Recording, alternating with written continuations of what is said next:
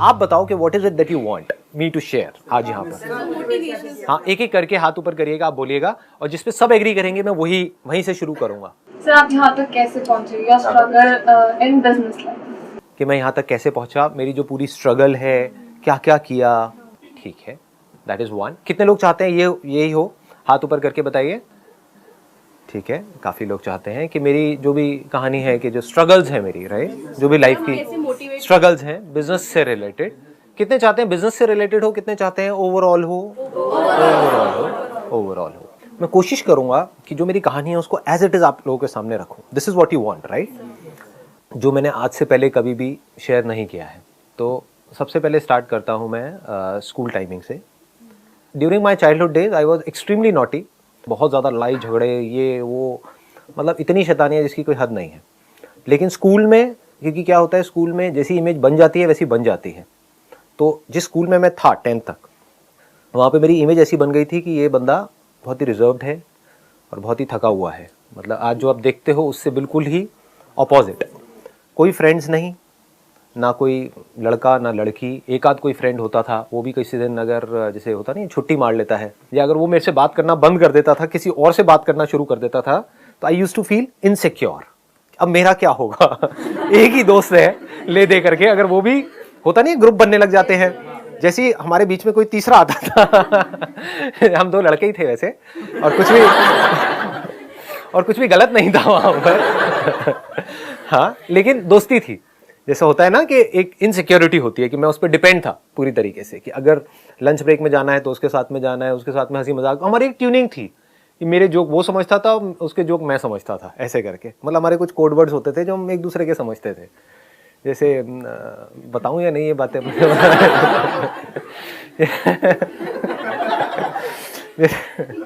छोड़ो, ज्यादा हो जाएगा।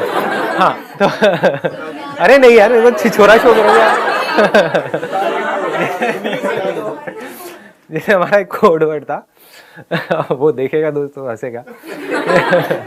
जैसे कोई, मतलब जैसे कोई लड़की हमको अच्छी लगती थी, बात तो होती नहीं थी ना उसकी ना मेरी, मतलब हम दोनों ही थके हुए से थे, बिल्कुल ही अलग अलग रहते थे साथ साथ में। तो ऐसी कोई निकलती थी तो चुपचाप मुंह नीचे कर लेते थे और एक दूसरे को बोलते थे, ओए नाग ओए। कोड था नाग बोलते थे, क्यों क्या पता नहीं। एनी हाउ, अगर कभी जैसे उसने बिना बताए छुट्टी कर ली तो मैं इतना इनसिक्योर हो जाता था कि अकेले जा करके छुप के, हमारे स्कूल में पीछे एक जगह होती थी, वहाँ पर जा करके बैठ के अकेले में लंच करता था। क्योंकि अगर सबके पास में आता था तो लोग बोलते थे यार क्यों चेप हो रहा है। जैसे सबके अपने अपने ग्रुप बने होते हैं ना, तो ऐसा लगता था मेरे को खुद को ही कि मैं ज़बरदस्ती क्यों चेप हो रहा हूँ उनके पास पे जा करके, या फिर वो लड़ाई झगड़ा करना शुरू कर देते थे, थोड़ा उल्टा बोलना शुरू कर देते थे। तो ऐसी मेरी पर्सनैलिटी थी 10th तक। मतलब आप आइडिया लगा सकते हो, राइट, कि हाइट ऑफ लोनलीनेस। और मैं अब सेशंस करता हूँ how to overcome loneliness. So ironical, right. इतना ज्यादा अकेला था, लेकिन लड़ाई झगड़े में नंबर 1 था। मतलब 10th तक खूब लड़ाई झगड़े हुए हैं। अकेला लड़ता था, सामने 5-10 लोग होते थे, वो मिल करके मुझे मारते थे। तो खूब पिटा हूं, पिटा भी है, पिटा ज्यादा हूं। तो 11th में जो टर्निंग पॉइंट की आपने बात करी कि भाई टर्निंग पॉइंट क्या था, तो 11th standard was the biggest turning point of my life. क्योंकि 10th में मुझे समझ आ गया था कि इस स्कूल में अगर मैं रहा तो मेरा कुछ होने वाला नहीं है। तो मैंने डिसीजन लिया स्कूल चेंज करने का। एक बड़ा मजेदार सा किस्सा है यहाँ पर, जो मुझे बाद में पता लगा था, उस टाइम नहीं पता लगा था। जब मैं एडमिशन के लिए गया था रिसेप्शन पे उस स्कूल में, तो अभी जो मेरी वाइफ है उसने मुझे देखा था और उसने मन ही मन सोचा था कि अगर ये आ गया हमारे स्कूल में तो मजा आ जाएगा। लेकिन ये बात मुझे पता नहीं थी। अगर पता होती तो मुझे इतनी स्ट्रगल नहीं करनी पड़ती 1-1.5 साल तक। तो ये मुझे बहुत बाद में पता लगी। तो वो हमारा पहला कांटेक्ट था, मतलब जब उसने मुझे देखा था, मैंने उसे नहीं देखा था। फिर जब मैं स्कूल में गया और मेरा पहला दिन था, तब जब मैंने भी उसे देखा तो मेरे भी अंदर से कुछ ऐसी ही फीलिंग हुई, काश के व्हाटएवर। लेकिन फिर मैंने कहा नहीं, मेरी औकात से बहुत ऊपर है तो अपनी क्योंकि मेरी जो सेल्फ एस्टीम थी वो बहुत ही लो थी। मतलब मैं खुद को इतना गया गुजरा समझता था, इतना बेवकूफ़ समझता था जिसकी कोई हद नहीं है। कि मेरी जो पॉजिटिव क्वालिटीज भी थी कुछ ना कुछ, सब में पॉजिटिव नेगेटिव होता है ना, वो भी मुझे नेगेटिव लगती थी।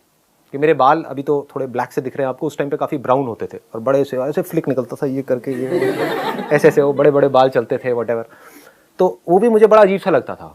मैं जेन्युइनली अंदर से सोचता था, जैसे स्कूल की लाइन होती थी ना वहाँ पहले वाले स्कूल में, 10 तक कि भाई मेरे बाल ब्राउन क्यों हैं, शायद इसीलिए मेरे से कोई बात नहीं करता है, कि सबके ब्लैक है मेरे ब्राउन है, मैं इतना फेयर क्यों हूँ, मैं बहुत ज़्यादा फेयर था, अभी भी हूँ, लेकिन आप लगा सकते हो आइडिया कि पहले तो और भी ज़्यादा था, तो कितना ज़्यादा होगा।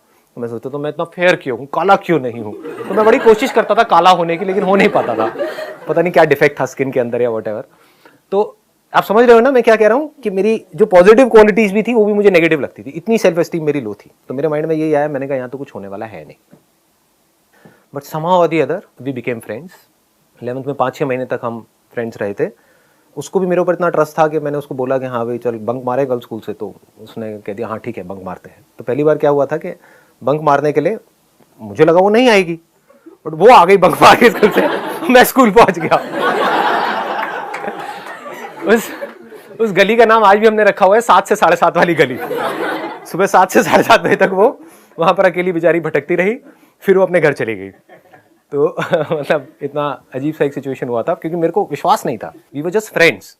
तो मुझे नहीं लग रहा था कि वो आ जाएगी, लेकिन जब मुझे पता लगा तो मैंने कहा भैया ये तो मजे आ गए और क्या चाहिए। हाँ, फिर हमने इकट्ठे स्कूल से बंक मारने शुरू करे थे। अब ये मैं बता तो रहा हूँ आप लोगों को, लेकिन ये अब वैसे स्कूल से तो आप लोग निकल चुके हो। हाँ, तो जो स्कूल में है उन बच्चों को मैं कहना चाहूँगा ऐसा कुछ मत करिए प्लीज़। हाँ, तो मेरा 11th तो ऐसे ही निकला। 12th स्टैंडर्ड में क्या हुआ कि मेरे अंदर से एक पढ़ने का मेरे अंदर एक कीड़ा आ गया। मैंने बताया भी था अपने एक सेशन में, पावर ऑफ फोकस वाले सेशन में क्या हुआ था। अपने फ्रेंड के साथ में सिगरेट विगरेट बहुत पीता था, तो सुट्टा मार रहा था और ये वो बातें हुई और ऐसे करके तो अंदर से आ गया कि नहीं यार मेरे को पढ़ना है। तो उस टाइम पे फिर 12th में मैंने पूरा अपना फोकस डाल दिया पढ़ाई के ऊपर, और उसकी वजह से मेरा और इसका रिलेशन थोड़ा थोड़ा ख़राब होने लग गया। क्योंकि ये कहती कि अच्छा पढ़ाई ठीक है पढ़ लो, लेकिन ये थोड़ी कि मुझे बिल्कुल ही तुमने छोड़ दिया। तो मेरा ये था कि नहीं मुझे पढ़ना है पढ़ना है पढ़ना है। वहाँ पर भी कुछ बड़ा मज़ेदार हुआ कि ये इतना नहीं पढ़ती थी, ये अपना चिल्ड आउट रहती थी अपना लाइफ में, ठीक है। मेरे को भी कहती थी कि नहीं तुम आराम से लो ना, इतना सीरियस क्यों हो रहे हो। और मैंने बहुत सीरियस होकर के डेली पता नहीं कितने कितने घंटे पढ़ाई करी, और 12th में मेरे आए 85%, और हमारे स्कूल में टॉप किया इसने।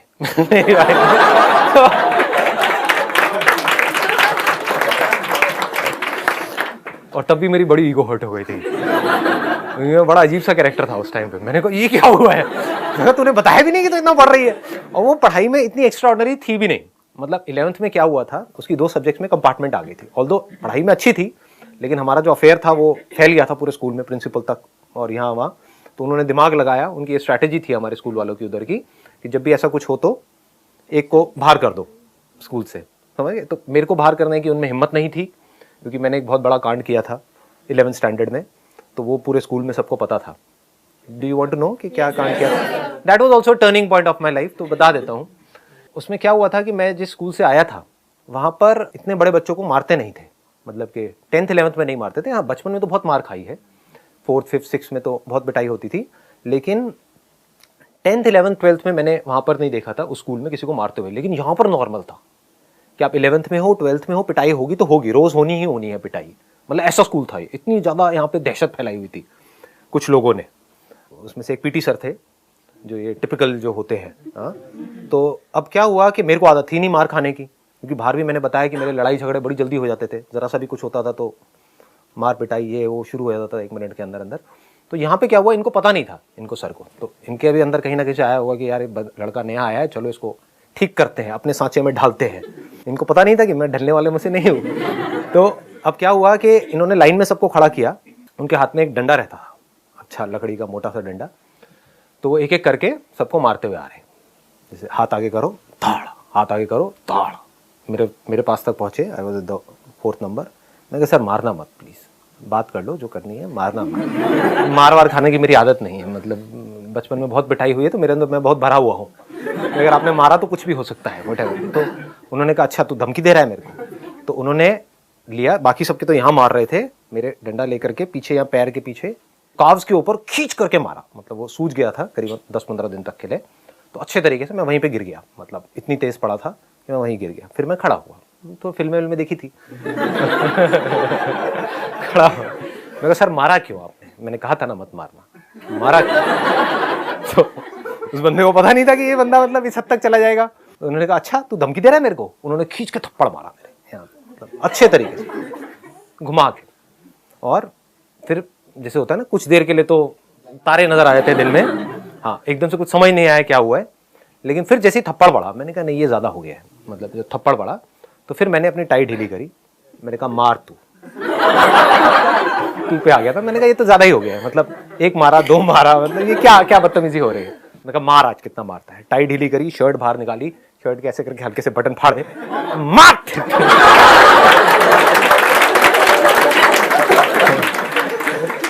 तो अभी मैं बहुत धीरे बोल रहा हूँ, बट आप इमेजिन कर सकते हैं मैंने कैसे बोला होगा स्कूल के ग्राउंड में। और भी जो स्टैंडर्ड के जैसे 12th के और थे लड़के लड़कियां, वो आ गए, एकदम से सारी भीड़ आ गई, मतलब सब लोग देख रहे हैं कि क्या हो रहा है। और बहुत तेज मैं बोल रहा था, मतलब बहुत ज्यादा एक लाउड वॉइस में, मार तू कितना मारेगा। और फिर मैंने देखा, मैं भी यहाँ से कांप रहा था, क्योंकि हालत तो पिटाई के बाद में अपने आप ही बॉडी कांपने लग जाती है, ऊपर से गुस्से से बॉडी कांपने लग जाती है। सामने मैंने देखा तो सर भी कांपने लग गए तो मेरा कॉन्फिडेंस और बढ़ गया। मार ना, तो सोच क्या रहा है, देखता हूं आज कितना मार, निकाल अपनी पूरी भड़ास, ऐसे करके मतलब पूरा तगड़ा सीन क्रिएट हो गया। इतने में जो उसके जो सीनियर सर थे, पीटी सर 2 थे, वो आए मेरे पास में, कहते अरे संदीप रिलैक्स रिलैक्स रिलैक्स, पानी पियो। मैं कहा क्या पानी और छोड़ा हो गया। लेकिन जब मैंने उनके साथ ऐसा किया तब मुझे अंदर से लगा बेटा तू तो गया, ये अब थोड़ा ज्यादा हो रहा है। मैं कहा सर देखो ना क्या क्या, थोड़ा सा संभाल लिया था क्योंकि अंदर से तो मेरी हालत टाइट हो गई थी। मैंने कहा बेटे ये बहुत बड़ा रायता फैला दिया तूने, अब तू गया। लेकिन हैविंग सेड दैट, कहीं ना कहीं ये कॉन्फिडेंस भी था कि नहीं यार जो उसने किया, बंदे ने मारा तो है ही, और मारना अलाउड नहीं है, ये उस टाइम पे वैसे कॉमन था, लेकिन फिर भी अंदर से था। तो सामने वाला बंदा भी डर गया। फिर थोड़ी देर में वो सर आए, उन्होंने मेरे को रिलैक्स किया, इधर से दोस्तों ने रिलैक्स किया, ये किया वो किया। फिर थोड़ी देर में वो सर आए जिनके साथ में ये सब कांड हुआ था, उन्होंने भी आके बोला सॉरी संदीप ये वो व्हाटएवर, ऐसी अपनी उनकी आवाज़ थी बड़ी फनी सी सॉरी आज के बाद ऐसा कुछ नहीं सर कोई नहीं सर, क्या हो गया सर, हो जाता है, आई अंडरस्टैंड, कोई बात नहीं सर। सर संदीप देख लो कुछ है तो नहीं ना तुम्हारे मन में, तो नहीं। मैं मेरे मन में क्या होगा सर, कोई नहीं, मेरा तो जो होना था सो हो गया। उसके बाद में जैसे से ऊपर गया पूरे स्कूल में बात फैल गई थी। तो I became an overnight, what do you call it, as a hero और a super hero of that particular school. जहां भी जाता था और देखो वही है। और बात क्या हो गई, मैंने मारा नहीं था सर को, लेकिन सब कह रहे थे इसने सर को मारा है, सर को मारा है। बात फैल गई, जबकि मैंने मारा नहीं था, मेरी तो खुद की हालत टाइट थी। मैंने कहा यार ये क्या हो गया, एनी हाउ। तो लेकिन बात ऐसे फैल गई कि ये वही लड़का है जिसने सर को मारा, इससे थोड़ा बच के रहना, व्हाटएवर, ऐसे करके। तो वैसा एक माहौल बन गया था। तो I think, I may be wrong, but I think इस वजह से मुझे 11th में पास कर दिया, क्योंकि लोगों को लगा कि ये तो भैया पागल है, ये पता नहीं क्या करेगा, कहीं स्कूल के बाहर जाकर के सर को, मैडम को ना पकड़ ले, व्हाटएवर। कहीं ना कहीं डरते तो वो भी है, राइट, उनके अंदर भी डर होता है। तो उन्होंने मुझे पास कर दिया, लेकिन मेरी उसको फेल कर दिया, मतलब उसकी 2 में कंपार्टमेंट आ गई। इसके बाद सीधा ही क्या हुआ कि 12th में टॉप किया किसने, अगेन मेरी वाइफ ने, और उसका नाम 10 साल तक वहाँ पे स्कूल के वहाँ पे लिखा रहा। तो एक तरह से देखा जाए तो स्कूल के ऊपर भी एक बहुत बड़ा एक क्वेश्चन मार्क है कि 11th में जिसकी कंपार्टमेंट आई थी वो she was the topper of that particular school in that particular year. तो ये थी 12th तक की कहानी। अब 12th में क्या हुआ कि 9th-10th में ही मेरे घर की हालत ख़राब होनी शुरू हो गई थी फाइनेंशियल लेवल पे, और 11th-12th में तो बहुत ही ज़्यादा ख़राब थी। तो 12th में कहीं ना कहीं मेरे ऊपर एक प्रेशर भी था कि मेरे को जल्दी से जल्दी कुछ करना है, as far as making money is concerned. पैसा भी कमाना है और जल्दी से अपने आप को कुछ करना है, मतलब ये नहीं पता था क्या करना है क्या नहीं। तो 12th में जो मैंने पहला काम किया वो था कि 12th से निकलते ही मैंने एक हेल्पलाइन खोली थी। अब ये आप लोगों को पता नहीं होगा किसी को भी, क्योंकि मैंने इस सब के बारे में बात नहीं करी, और मैं कोशिश करूँगा वही पॉइंट्स यहाँ पर टच करने की जो किसी को पता नहीं है अभी, जो मैंने किया नहीं। तो मैंने पैम्फलेट छपवाए 2500 रुपये के, उसमें था what to do after 10+2 question mark. और वो एक हेल्पलाइन थी कि अगर आपने अभी 12th पास करी है और आप जानना चाहते हैं आगे क्या करियर चूज करना है, तो आप यहाँ पे फ़ोन कर सकते हैं। मैंने अपने घर का लैंडलाइन नंबर दिया था, और आप पूछ सकते हैं सर से कि संदीप सर से कि हमें क्या करना चाहिए। और वो संदीप सर कौन है, वो खुद 12th पास है तो मैंने क्या किया था, इस तरह की जो और हेल्पलाइंस थी या जो और करियर काउंसलर्स थे वहां पर गया, क्योंकि जुगाड़ू तो मैं शुरू से ही रहा हूँ। तो वहां पर गया, उनसे जा करके सारी इंफॉर्मेशन ले ली, वो लिख लिया, सारा बना लिया, अच्छे से रट लिया। तो कोई भी फोन आता था तो बड़े कॉन्फिडेंस से बात करता था। लेकिन कई बार हो जाता था वो एंड में पूछते थे सर आपने क्या किया, आपको इतनी नॉलेज है। मैंने कहा अभी 12th के एग्जाम दिए उसके बाद बड़ी गालियां पड़ती थी, क्योंकि मैं झूठ नहीं बोल सकता। मतलब अगर कोई पूछेगा तो मेरे को सच बोलना है, घुमा फिरा करके नहीं, सीधा बोल देता था। लेकिन हुआ क्या, यहाँ पे 2500 रुपये मैंने लगाए थे। इसका बिजनेस मॉडल मेरा ये था, आइडिया ये था कि यहाँ से मैंने एक इंस्टीट्यूट में टाइप कर लिया। एक इंस्टीट्यूट मैंने ज्वाइन किया था NIS के नाम से, national institute of sales and marketing. अब मुझे पता नहीं वो है या नहीं है। मुझे था कि जल्दी कुछ करना है, मेरे अंदर पेशेंस नहीं है शुरू से ही, पता नहीं क्यों। मतलब जैसे लोगों में होता है ना, बड़ा पेशेंस होता है कि मैं पहले 3-4 साल तक ये पढ़ूंगा, फिर मैं ये करूंगा, फिर मैं ये, मेरा होता है कि नहीं अभी करना है। 12th से निकला हूं, मेरे को ये नहीं था कि अब 3 साल करके फिर MBA करना है, मुझे था कि अभी करना है MBA। तो MBA के इक्विवेलेंट ऐसा क्या है जिसको अभी किया जा सकता है? तो उस टाइम पे मुझे NIS नजर आया, which was a private institute, but उसका करिकुलम बड़ा इंटरेस्टिंग था, तो मैंने सारा समझा और वहां पे एनरोल कर लिया। तो वहां पे जब मैंने एनरोल किया तो वैसे ही उन्होंने मेरे को आइडिया दिया कि अगर आप किसी को रेफर करते हो तो आपको 20% मिलेगा। तो वहां से हेल्पलाइन वाला आइडिया आया। बहुत सारे फोन आए, बहुत लोगों से बात करी, उसमें से फाइनली एक बंदे ने ज्वाइन कर लिया था। तो वहां से मुझे 4,500 रुपये मिले थे, क्योंकि उसने 6 महीने का ज्वाइन किया था। तो 2,500 लगाए और 4,500 रुपये कमाए। किसने? 18 साल के लड़के ने, जिसने अभी 12th के एग्जाम्स दिए थे। तो ये था मेरा पहला एक्सपीरियंस। अब इसको क्या होता है, हम लाइफ में क्या करते हैं, हमेशा इमीडिएटली देखते हैं चीजों को कि इसका मुझे क्या फायदा है, क्या नुकसान है। तो आप क्या कहोगे, अच्छा इसमें इसका मतलब 2,500 लगाए और 4,500 रुपये आए, मतलब 2,000 रुपये कमाए। 2,000 नहीं कमाए, यहां से मैंने एक एक्सपीरियंस कमाया। उस एक्सपीरियंस की क्या वैल्यू है? दैट इज सो प्रेशियस, जिसकी कोई लिमिट ही नहीं है। बात करना आ गया ना लोगों से, कॉन्फिडेंस बढ़ गया ना। सोचो मेरा कॉन्फिडेंस कितना बढ़ गया होगा उस टाइम पे कि 12th में हूं और 12th वालों को ही बता रहा हूं। मतलब एक अलग ही किक आती है ऐसी हरकतें करते हैं। समझ रहे हो ना? हाँ, तो ऐसी ये चीज हुई थी। ये पहला था एक्सपीरियंस। उसके बाद में मैंने NIS ज्वाइन किया, which was again a great experience, क्योंकि वहां पर क्या खास बात थी, वहां पे सब कुछ प्रैक्टिकल था। मेरा शुरू से इंटरेस्ट इस चीज में रहा है कि I was never interested in a degree और अ डिप्लोमा और वट एवर इट इज। मेरा शुरू से ये था कि कहीं से कुछ प्रैक्टिकल मुझे सीखने को मिले। शुरू से एक सीखने वाला एटीट्यूड रहा है। तो जब मैंने उनका पूरा करिकुलम समझा तो वहाँ पे बहुत सारे role plays, group discussions, presentations, शायद ये सब जो मैं अभी कर रहा हूँ उसमें उसका भी बहुत बड़ा हाथ है, क्योंकि वहाँ पे क्लास के सामने डर डर करके बहुत सारी प्रेजेंटेशंस दी है, रोल प्लेज हुए, ग्रुप डिस्कशंस हुए हैं। तो कहीं ना कहीं वहाँ से भी एक कॉन्फिडेंस आया है। तो वो जो मैंने किया 1 साल तक, वो मेरे को अगेन बहुत हेल्प किया। उसको भी मैंने शायद बीच में छोड़ दिया था, हाँ शायद नहीं, पक्का बीच में छोड़ दिया था। मतलब मेरा पता नहीं, शुरू से ये रहा है कि मैं कोई भी चीज़ करता हूं तो उसको पूरा कंप्लीट नहीं करता हूं। 1 साल का था, बाकी सबने पूरा किया, 1 महीना पहले मैंने उसको छोड़ दिया। क्यों छोड़ दिया? मैंने कहा नहीं, मज़ा नहीं आ रहा। जबकि बाकी सबका एटीट्यूड क्या था, क्योंकि वो सब कर रहे थे डिप्लोमा के लिए कि चलिए यार कंप्लीट करते हैं, कभी फ्यूचर में जॉब करनी पड़ी तो काम आएगा। मेरा ऐसा माइंडसेट था ही नहीं। मैंने कहा मेरे को सीखना था, जो सीख लिया, अब आगे आने वाले 1 महीने में कुछ नहीं है, तो 11 महीने में छोड़ दिया। ऐसे ही I was in Kirorimal college, क्योंकि वहाँ पर बहुत ज़्यादा अटेंडेंस का पंगा नहीं था। 2 साल किया अच्छे से, मार्क्स भी ठीक ठाक आए थे। पहले साल में it was around I think 65% something, second year में इट वॉज अगेन अराउंड 60-62%। वही जैसे एग्जाम आ रहे होते तो उसके 1 महीने पहले वो सारी उठा ली, वो कुंजी होती है, क्या क्या बोलते हैं, हाँ 10 ईयर्स। तो 10 ईयर्स उठा लिए, वो सब किया और जाके लिख के आ गए, अच्छे खासे मार्क्स आ गए। लेकिन 3rd ईयर में उसको भी छोड़ दिया। पता नहीं क्यों छोड़ दिया। तो मैं आपको ये नहीं कह रहा कि आपको भी यही करना चाहिए, बट स्वभाव मेरे अंदर से आता था कि नहीं यार, अब इसमें कुछ पढ़ा नहीं है, कि इसमें अब कुछ नजर नहीं आ रहा है, तो I used to just leave it. इसके अलावा मैं एक बार जॉब के लिए, मैं बस एक ही बार इंटरव्यू के लिए गया था अपने एक दोस्त के साथ में, वो भी मजे में। वो जा रहा था तो मैंने कहा चल यार मैं भी चलता हूँ। एक दिल्ली गुड़गांव रोड के ऊपर एक रेडिसन होटल है, वहाँ पर उस टाइम पे कुछ कॉल सेंटर्स के लिए इंटरव्यूज चल रहे थे। उस टाइम पे नया नया ये BPO कॉल सेंटर्स ये नया नया शुरू हुआ था, अराउंड 20-21 ईयर्स बैक। तो मैं गया, वहाँ पे 5-6 राउंड थे और मैं शायद 3रे राउंड तक पहुँचा था, फिर बाहर हो गया, वट एवर। तो आई एम सो ग्लैड कि नहीं हुआ मेरा, नहीं तो पता नहीं मैं क्या कर रहा होता। क्योंकि क्या होता है कि एक बार आदमी अगर कंफर्ट जोन में चला जाए, एक बार अगर मेरे को लत लग जाती एक 18-19 साल के लड़के को, क्योंकि बाकी मैंने अपने दोस्तों के साथ में होते हुए देखा है कि एक बार वहां से पैसा आने लग जाता है 10-15 हज़ार रुपए, तो फिर वहां से निकलना is almost next to impossible, क्योंकि एक रूटीन बन जाता है। तो ये मेरा पहला और आखिरी अटेम्प्ट था जॉब से रिलेटेड, गया और नहीं हुआ। इसके अलावा और कहीं से मुझे जॉब मिले ऐसा कोई रास्ता, मैंने ऐसा कोई दरवाजा खुला छोड़ा ही नहीं था। जब डिग्री नहीं, डिप्लोमा नहीं, तो 12वीं पास को कोई क्या नौकरी देगा। तो कहने का मतलब है दरवाजे सारे बंद हुए पड़े थे। 12th के बाद ही, जस्ट बाद में ही, मतलब कहने का है मैं बहुत कुछ एक साथ कर रहा था।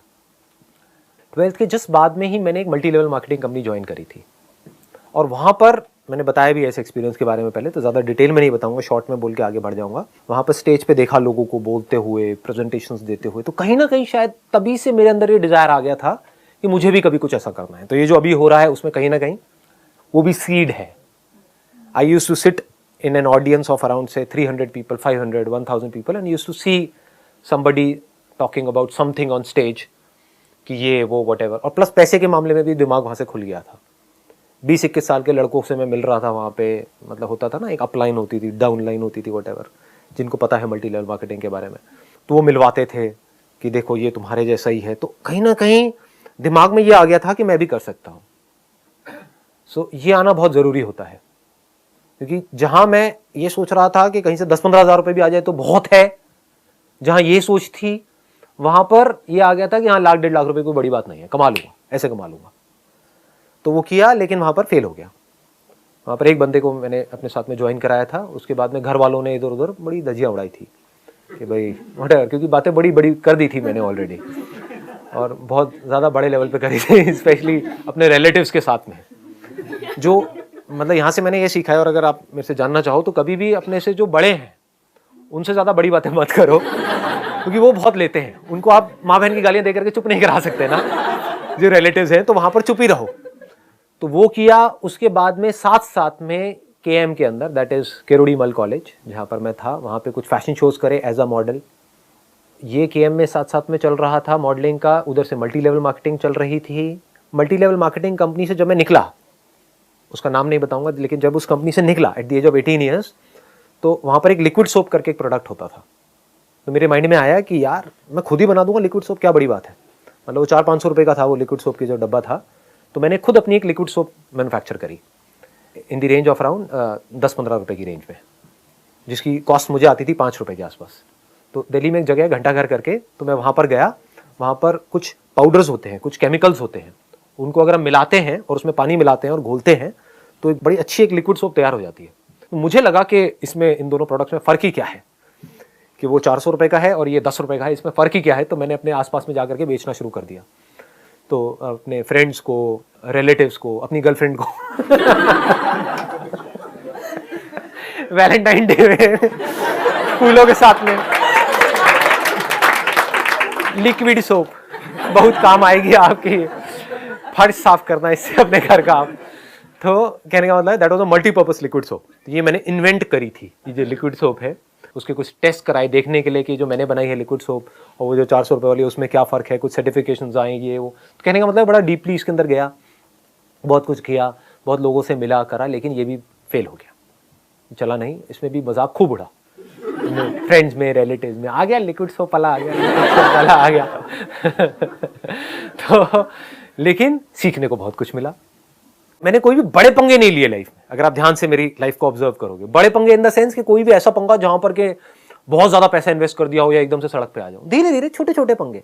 जो multi level marketing company join करी, वहां पे 4-5 हज़ार रुपए लगे थे, तो that was not a big risk. 2,500 रुपए में पैम्फलेट निकाले थे, व्हाट टू डू आफ्टर 10+2, तो वो भी कोई ज्यादा मेजर नहीं था। लिक्विड सोप बनाई घंटा घर में जाकर के, इसमें भी कोई खास खर्चा नहीं, 500-700 रुपए लगे थे, प्लस बस में आना जाना 10-10 रुपए की टिकट, तो आप अगर लगाओ तो 1,000-1,500 रुपए उसमें लगे थे। तो कहने का मतलब छोटे छोटे पंगे लेता चला गया।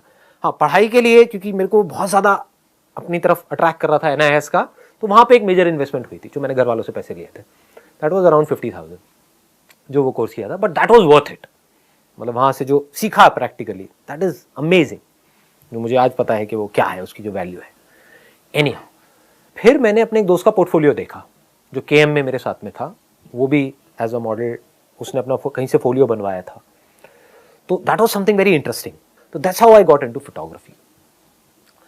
और फिर फोटोग्राफी में मैंने शुरू में बहुत फ्री के शूट्स करे, अपने दोस्तों के, फ्रेंड्स के, इनके उनके, पकड़ के आजा भैया, तू भी आजा, तू भी आजा, तू भी आजा, तू भी आजा, बच्चा बड़ा बूढ़ा किसी को नहीं छोड़ा। मतलब जो भी मिल जाता था कि भाई मैं तैयार हूँ कराने के लिए, तो आज आप तू बस, और छोड़ता नहीं था उसको। मतलब ये नहीं कि अगर मैं फ्री में कर रहा हूँ तो बस उसका किया फटाफट से और छोड़ दिया, नहीं।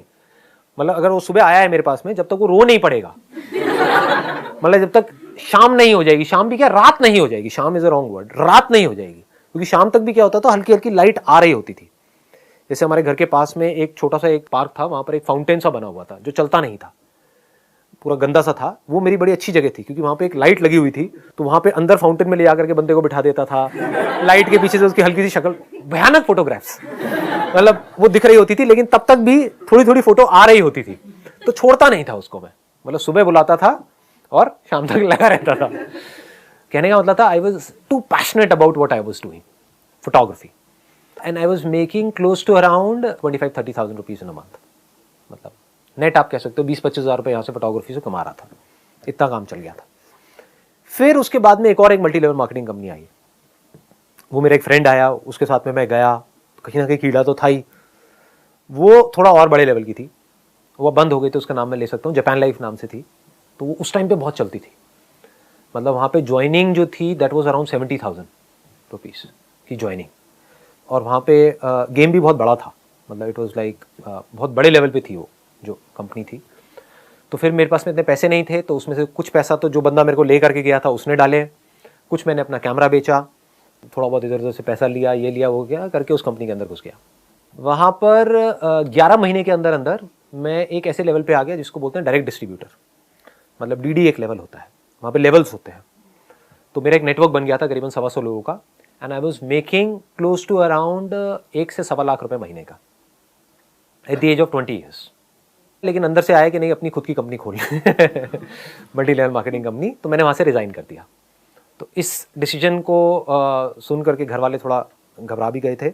सबकी सजेशन यही थी कि इतनी आफत क्या है, 4-5 महीने बाद कर दियो रिज़ाइन, समझ रहे हो ना, कि मतलब इतना काम किया है तो 11 महीने में रिज़ाइन करने की क्या ज़रूरत है, मतलब you can wait for another 5-6 months, तो 6-7 लाख रुपए वहाँ से आ जाएगा, तो कुछ होगा पैसा, फिर रिज़ाइन कर दियो। मैं कहा नहीं, अब मेरे अंदर से आ रहा है कि मुझे तो अब यहाँ पर मज़ा नहीं आ रहा है, there is nothing more here, यहाँ पर जो मुझे नहीं लग रहा कि यहाँ पे कुछ और हो सकता है।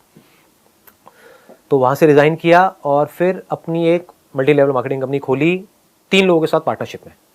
सेल वाइज देखा जाए तो बहुत सक्सेसफुल हुई वो कंपनी, लेकिन जब वो कंपनी बंद हुई तो मेरे हाथ में 1 रुपये भी नहीं आया, जो लगाया था वो भी गया, because of some differences in the partnership which I don't want to disclose here.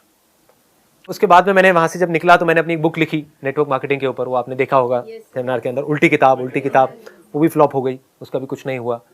फिर वापस से मेरा एक बहुत पुराना एक फ्रेंड है, अपना कहीं से फोलियो बनवा करके लाया, तो उसका मैंने फोलियो देखा करा, तो वापस से याद आया कि अरे मैं तो फोटोग्राफर हूँ मैं बैठ करके दुखी क्यों हो रहा हूँ। फिर मैंने वापस से कैमरा खरीदा और वापस से कुछ लाइट्स वगैरह खरीदी, और बेसिक ही अपने घर में ही, अपने कमरे में, टॉप फ्लोर पे मेरा एक कमरा था, उसी में मैंने सारे बेड हटा के और हल्का सा बैकग्राउंड लगाया, 2 लाइटें लगाई और कैमरा लिया और शुरू। तो वापस से I started making 30-40,000 rupees a month. लेकिन फिर उसमें एक लेवल पे आकर के अटक गया, तो फिर उसके बाद में मैंने वर्ल्ड रिकॉर्ड के लिए ट्राई किया और वर्ल्ड रिकॉर्ड बन गया फोटोग्राफी के अंदर। उसको मैं बहुत ज़्यादा डिटेल में नहीं बताऊंगा क्योंकि वो मैं आई थिंक बता चुका हूँ लास्ट लाइफ चेंजिंग सेमिनार में, तो मैं वहाँ से आगे बढ़ जाता हूँ। And I became the busiest photographer, I will not से द बेस्ट फोटोग्राफर क्योंकि मेरे से बहुत अच्छे फोटोग्राफर्स बैठे थे वहाँ पर, but I became the busiest photographer in terms of the number of portfolios that I was doing. मतलब बहुत सक्सेसफुल हो गया वहाँ से, और आप कह सकते हो बहुत ही कम टाइम में बहुत तेज़ी से वहाँ पे मैं ग्रो करता चला गया। लेकिन फिर अंदर से आया कि नहीं, अब ये मज़ा नहीं आ रहा है ना। जब पीक पे था वो काम, मतलब उससे बेटर कुछ हो नहीं सकता। दिल्ली के आप कह सकते हो we were the top agency in Delhi, तो that was again a big shock for everybody. ये क्या बदतमीजी है ये काम जहाँ पर इतना कुछ आ रहा है। तो ऐसे ही मेरे डिसीजंस होते हैं, मतलब ओवरनाइट मैंने कहा कि नहीं ये बंद हो रहा है, तो वो बंद कर दिया, स्टॉक शूट करने शुरू कर दिया। इमेजेस बाजार के ऊपर काम शुरू हो गया था in the year 2005। This was again a turning point of my life, क्योंकि अगर ये नहीं करता तो आज भी मैं फोलियो शूट कर रहा होता, जहाँ पे पैसा तो बहुत आ रहा होता लेकिन अंदर से सेटिस्फैक्शन जीरो होती लाइफ में। तो वहीं पे मैंने कॉल ले लिया कि आज के बाद हम मॉडल से 1 रुपये भी नहीं लेंगे, कोई पोर्टफोलियो नहीं होंगे हमारे यहाँ पे, कोई पैसा नहीं लेंगे, कुछ नहीं, स्टॉक शूट करेंगे। वो आइडिया कैसे आया था क्या था वो मैं पहले अपने सेशंस में बता चुका हूँ। फिर उसके बाद 2005 में काम शुरू हुआ, 2006 में लॉन्च हुई जो वेबसाइट है हमारी, and it was a big disaster. वो बुरी तरह से फेल हो गई, वहाँ पे कुछ नहीं हो रहा था कुछ महीनों तक, 6-7 महीने तक। क्यों? क्योंकि आईटी की मेरे को नॉलेज नहीं थी। फिर उसके बाद में मैंने खुद डीपली समझा सारा कि भाई ये क्या होता है, कैसे डेटाबेस डिज़ाइन होता है, कैसे क्वेरीज बनती हैं, क्या लैग्स हैं, क्या बग्स हैं, क्या है सॉफ्टवेयर में, हार्डवेयर में, ये वो सारा समझा। साइट को पूरी तरह से रिवैम्प किया, साइट ठीक हुई, and then there was no looking back. वहाँ से फिर इमेजेस बाजार आगे बढ़ता ही चला गया, and it became a huge success. We are the largest company in the world as far as Indian content is concern, Indian videos, Indian images. तो ये है अजीब व गरीब सी कहानी मेरी चलिए, wish you all the very best, thank you so much.